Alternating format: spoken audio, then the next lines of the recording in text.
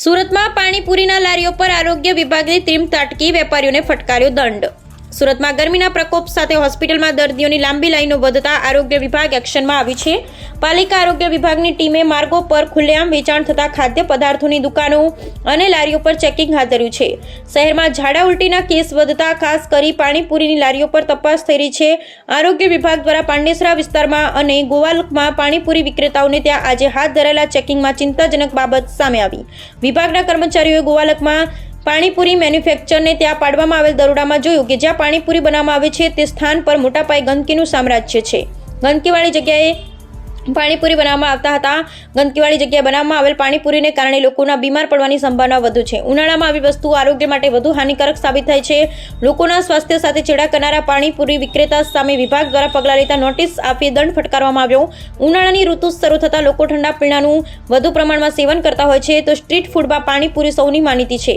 સુરતમાં પાણીપુરી અને ઠંડા પીણાના મેન્યુફેક્ચર્સ એકમો પર દરોડા પાડી મોટા પ્રમાણમાં બિન આરોગ્યપ્રદ ખાદ્ય પદાર્થોનો નાશ કરવામાં આવ્યો હતો।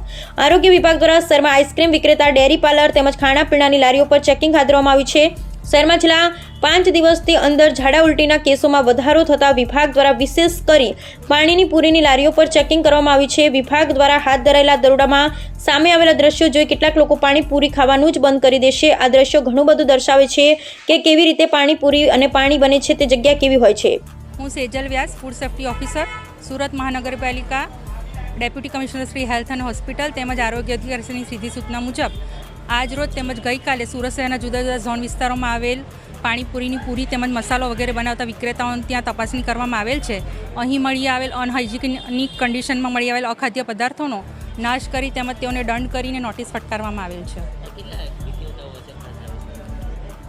અત્યારે આ એરિયામાં આ જગ્યા પર અહીં 25 થી 30 જેટલા વિક્રેતાઓ છે। અહીં અમુક જગ્યાએ પાણીપુરીની પૂરી જમીન પર પડેલી તેમજ અમુક જગ્યાએ બટાકા સડી ગયેલી હાલતમાં તેમજ બટાકા ઉપર અનહાઇજિનિક કન્ડિશનમાં કપડાં ઢાંકેલ હતા એવી કન્ડિશનમાં મળી આવેલ છે। અત્યારે જે આવા અખાદ્ય પદાર્થો મળેલ છે તેનો બધાનો નાશ કરવામાં આવેલ છે। નોટિસ પણ આપવામાં આવેલ છે અને તેમને દંડની પણ કાર્યવાહી કરેલ છે।